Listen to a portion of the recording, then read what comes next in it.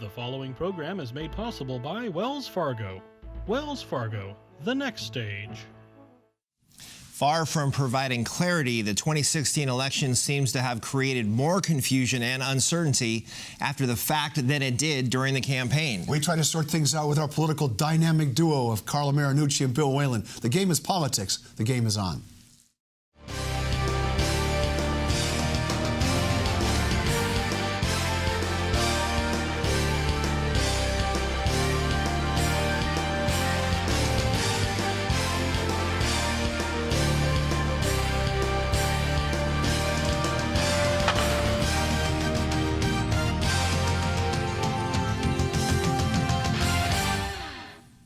Hi, I'm Kevin Mullen. And I'm Mark Simon. Welcome to the game. A presidential campaign unlike any other has morphed into a post-election environment unlike any other.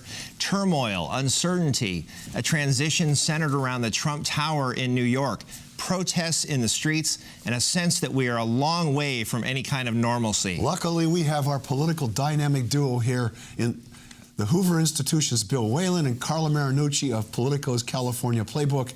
And they're going to ride to the rescue, calm our fears, straighten out the mess, and preserve democracy and the American way of life. I haven't put too much on your shoulders, have I? Look, the 2016 election, give us, you've had a little more than a week to sort of mull it all over. Bill and Carla, what's your first sort of major takeaway from it? 30 seconds or less. Really? Slavery, you have 10 seconds. Yeah. Surprise. I think we get in this business and we're oftentimes guilty of trying to play Nostradamus, trying to guess what's going to happen when in fact we're looking at data and going on past assumptions. And most of our assumptions in this election turned out to be rather wrong. We thought that Hillary Clinton would prevail over Donald Trump. Wrong. We thought that the Senate would go Democratic. Wrong. We thought that the House would be more dramatically shifting to the Democrats. Wrong, wrong, wrong. So we learned a bit about our business as well, but I think we also learned a bit about the American public. This election was about two things. Number one, which lesser of the two evils did you want to go with? I mean, you've not historically had two less popular candidates in these two people, so which circle of hell did you want to sign on for 4 years? But secondly, we also learned that we sometimes make wrong assumptions in terms of how to run campaigns. Hillary's campaign focused on one thing, temperament. And if you look at the exit polls from CBS and CNN in particular coming out of this vote, temperament was about third or fourth on voters' minds right now. They wanted change. They wanted a loud, angry statement against the political status quo, and they got it, and then some in Donald Trump. And I think, there's no state more than California where the shock waves were felt here. People are still weeping, rending garments. Hillary Clinton is now, 1.7 million votes ahead here in California. By the time mid-December comes, could be, 2 million in the popular vote. But the fact is, there were issues here in California, I think, that drove the election elsewhere, and that is like the globalization issue, which we all know about here in Silicon Valley. I think neither party really understood how much this issue is creating angst and fear in the heartland of America. When you talk about things like driverless cars and artificial intelligence and what we've seen, the kind of things we've seen here in Silicon Valley that we take for granted in the innovation economy all the time, the impacts of these issues on average workers. I think you only have to go to like the Bay Bridge, the construction of the Bay Bridge, where the steel created for that bridge went to a company in Shanghai that had never constructed a bridge and got 3,000 jobs out of it, and American workers got nothing. I think that's an example of the kind of issue that American workers were looking at around the country and here in California. We had to, 26 counties here in California voted for Trump. Sure. So right. there was some angst here too. Yeah.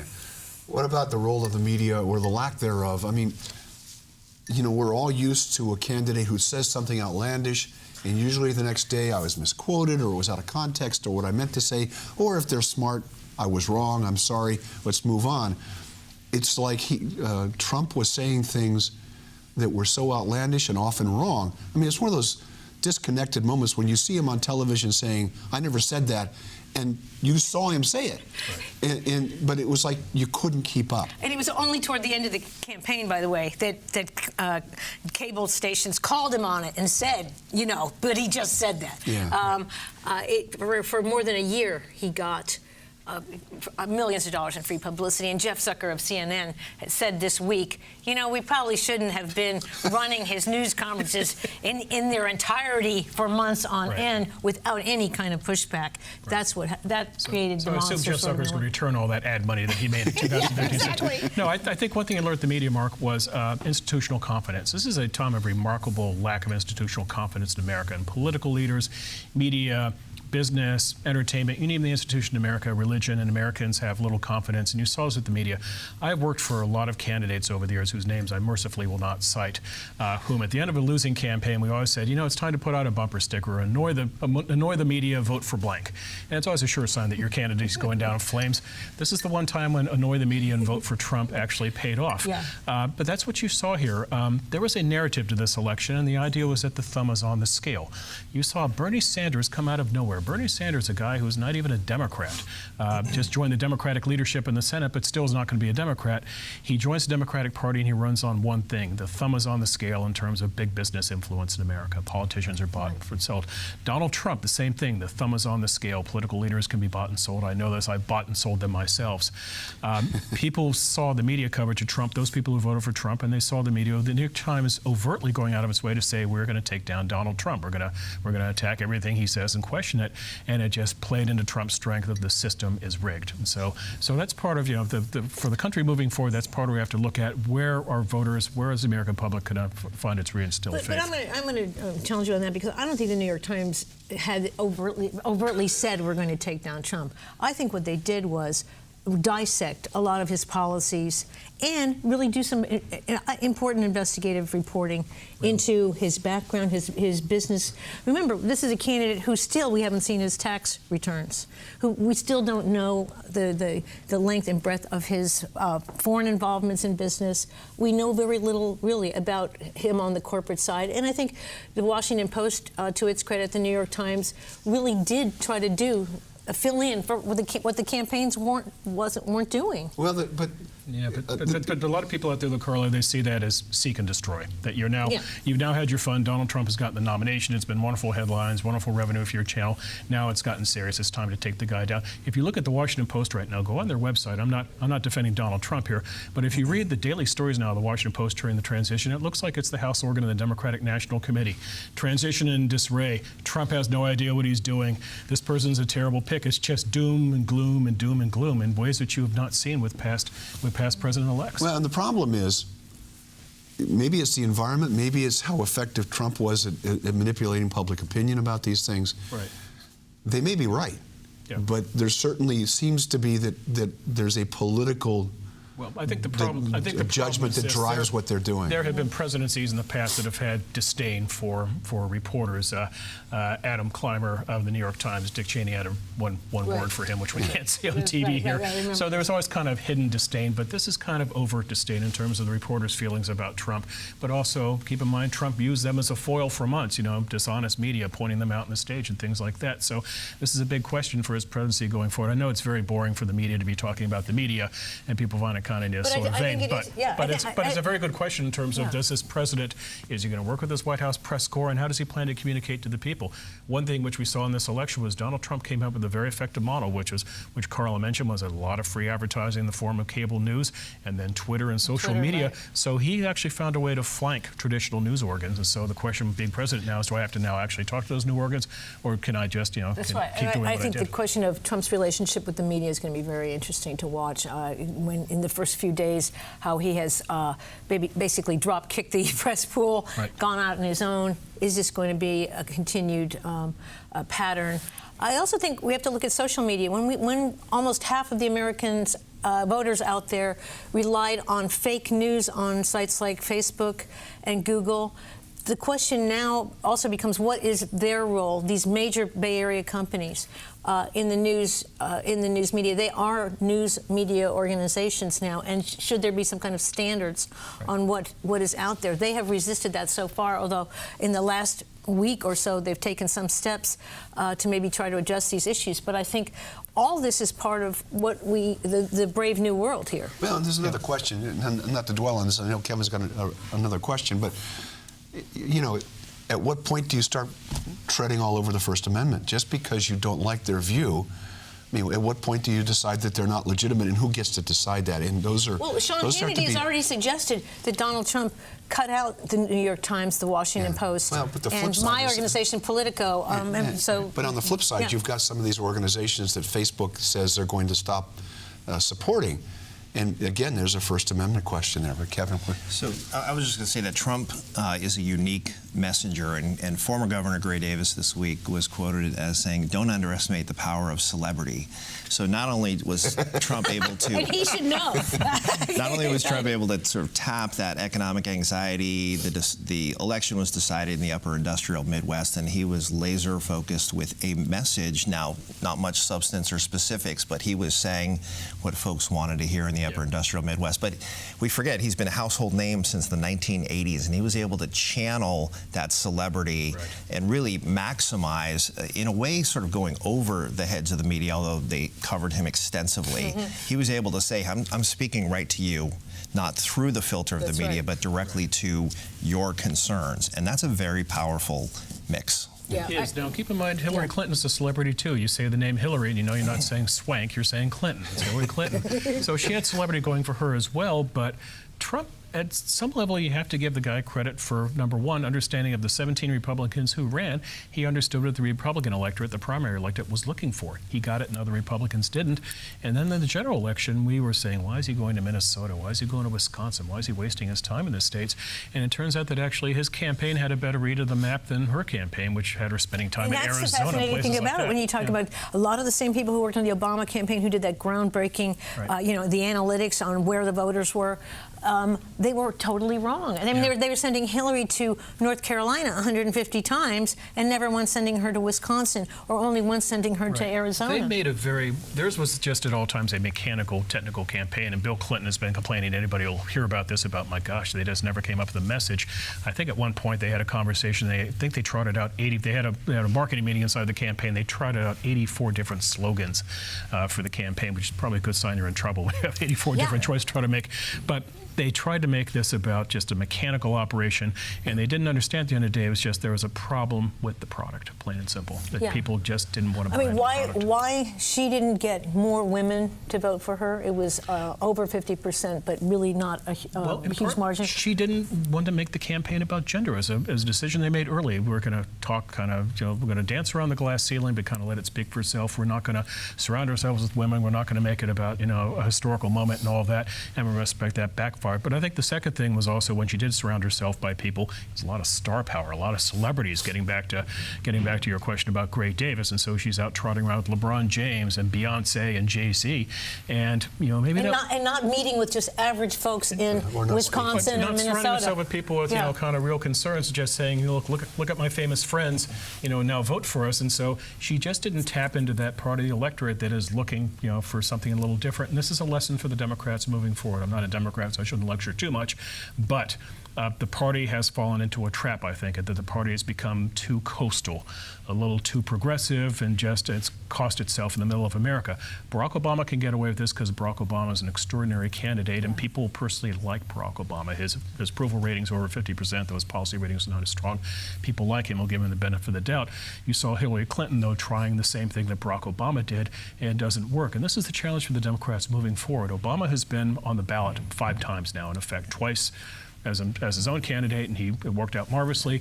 3 times, though, he has gone out and said, vote for Democrats because either A, they represent my agenda, or B, in the case of Hillary, this is my legacy at stake, and voters have turned off that message. So Democrats moving forward have to figure out how to transfer the Obama pixie dust. That's right. We have to have a national party that's successful regardless of who's at the top of the ticket. The infrastructure needs to be there, and it's not there. Having said that, I will caution that the Republicans are also in a tough spot too, because I'm not sure that what Trump pulled off in 2016 could work in 2020. And we'll come back to that thought in just a minute. Stick around. We'll be right back.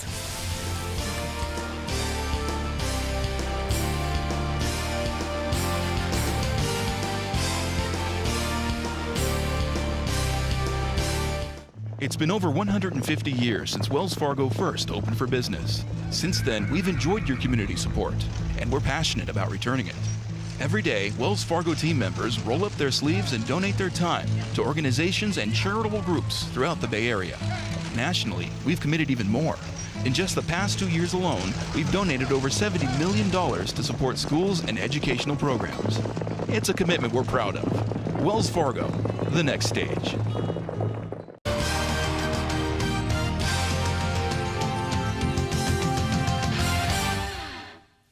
Welcome back to the game. I'm Mark Simon. He's Kevin Mullen. Over here we have Bill Whalen from the Hoover Institution and a variety of publications, and Carla Marinucci from Politico's California Playbook.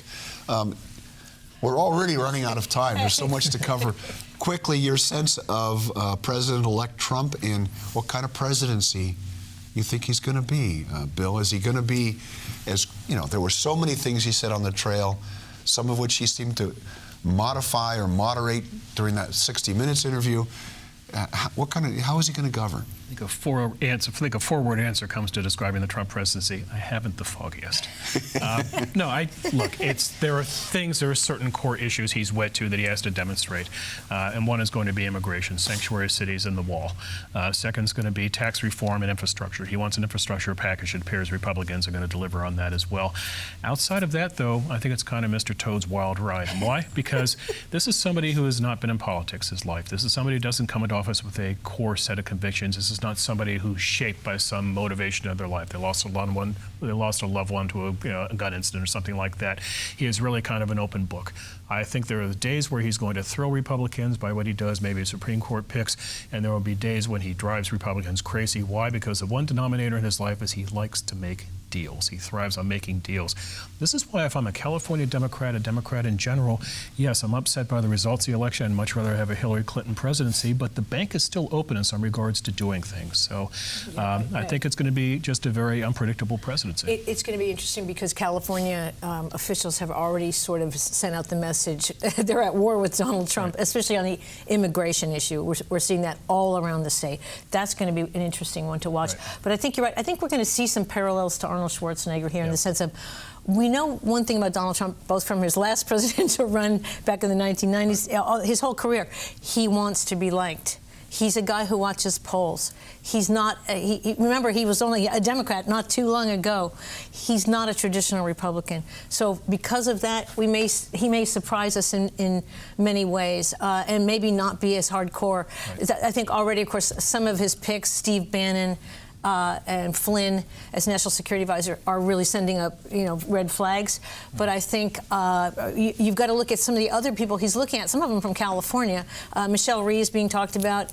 He's meeting with her. Safra Katz from Oracle was another Californian he met with this week. Bob Grady, who's very well respected in the finance circles in San Francisco. These are folks who I think are going to be interesting to watch if they end up in the Trump administration, right, and could sort of mitigate some of those fears. The question with him is going to be one of growth. The job humbles you just by the definition of the job and the experience. You look at Barack Obama, look at his hair, what it's done to him over 8 years. The job physically wears you down, it takes a toll on you, and it also humbles you in that you're not going to get what you want. I think I saw a study where presidents, when they're elected, they actually end up addressing two out of every three things that they promised in an election. You're going to have setbacks. So what happens with Donald Trump, who is the oldest man to take office now at age 70? I don't know how many 70-year-old men you work with. I remember my father was 70 years old, and I tried to teach him how to use the internet. That was a very bad day. What's it going to do to Trump's hair? I mean, that's really, since you brought hair in the beginning. I think his hair will stay prematurely orange. We shall overcomb is the answer. But no, so the question is, how does somebody who obviously likes to win, has a ginormous ego, how does he deal with humility? We saw this with Arnold Schwarzenegger, who likewise had a very large ego, likewise had rather creative hair.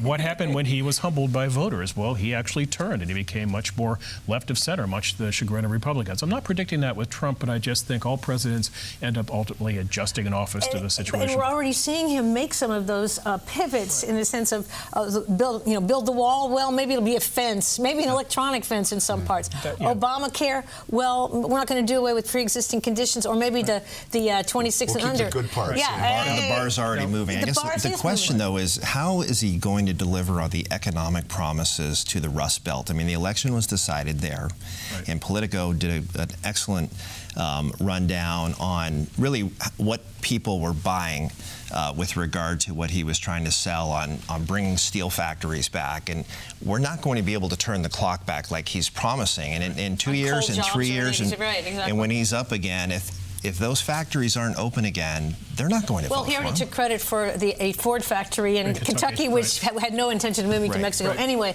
But I think on infrastructure is where you're going to see something. He'll be able to deliver some. Yeah, he can't turn back time, obviously, but what he can point to is economic growth, because this is part of what got him into office. That we have had economic growth the last 4 years, but it is an incredibly sluggish recovery that people don't feel. So if perhaps he gets tax reform done, the economy does pick up speed. People feel better about the situation. But word of caution. Sorry, but Bill, that doesn't mean manufacturing jobs are suddenly going to start showing up in Michigan again. No, but if people see progress in their areas, maybe if they feel there is development of some sort going on, they feel better about the situation. And He's putting attention. And if as president he continues to go to those areas and reach out to them, then maybe that gets him over. But a word of caution here to Republicans: this is the same situation the Democrats walked to in 2009, where presidency, you had control of two branches of government and the ability to pick judges as well. You have a 2-year window to do pretty much what you want in Washington, so be careful what you aim for. And I would hope the Trump administration will be smart in terms of taking small bites. Bill Clinton came into office and took a very large bite on health care, and it cost him the Congress right away.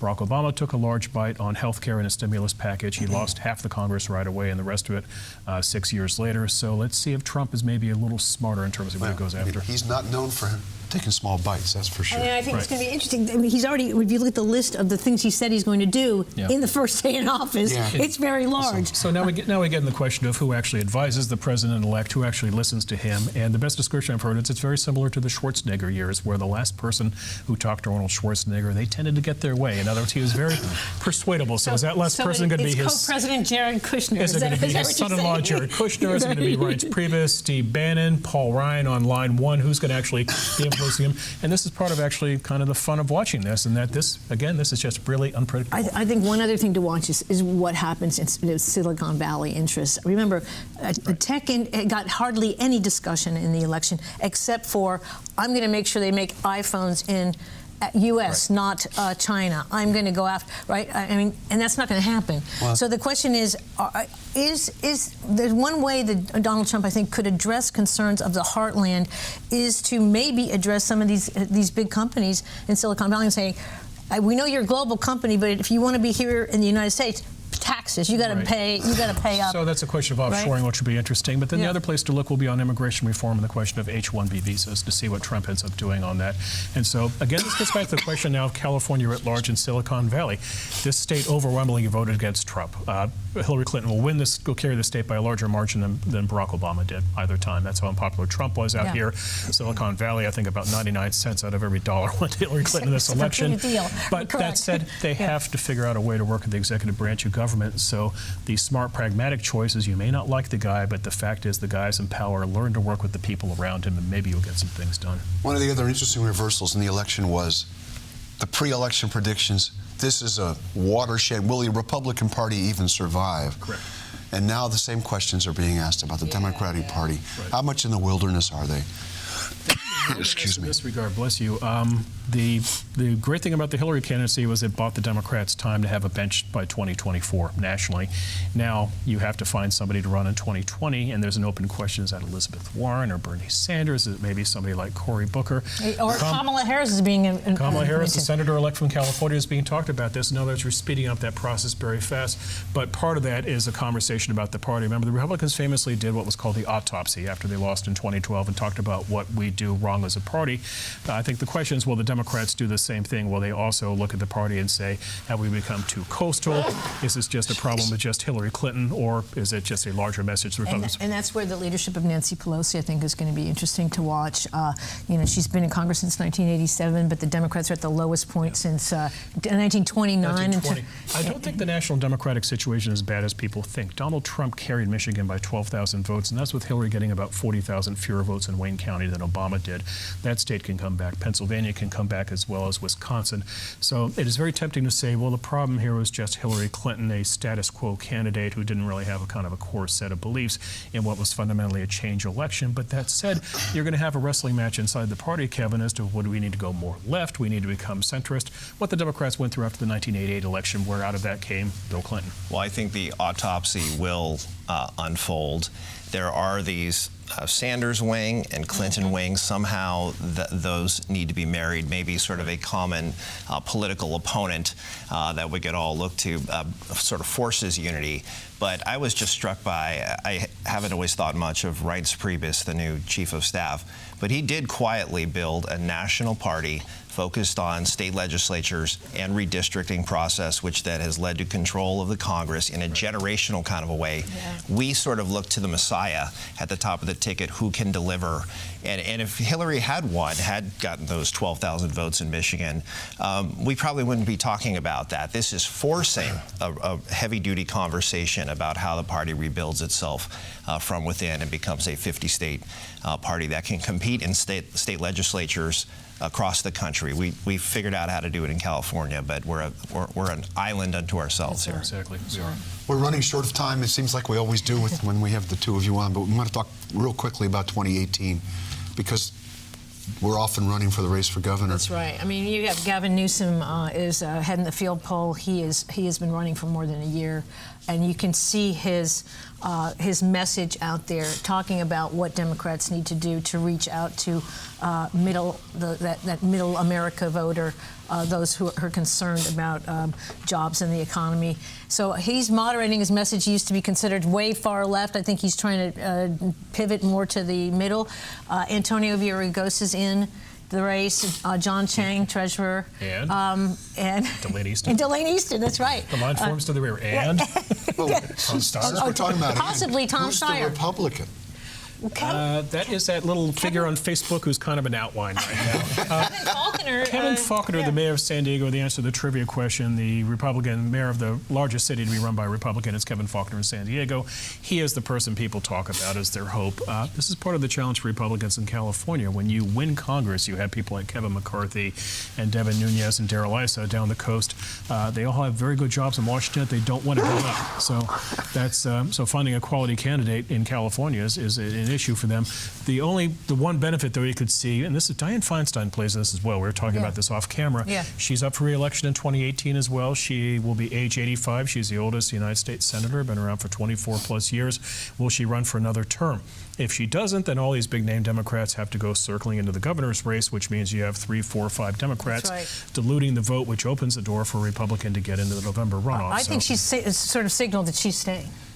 And unfortunately, I'm getting a signal that we're out of time. Thanks for Carla, Bill. We'll have you on around the inauguration. Absolutely. And maybe stay for a little longer.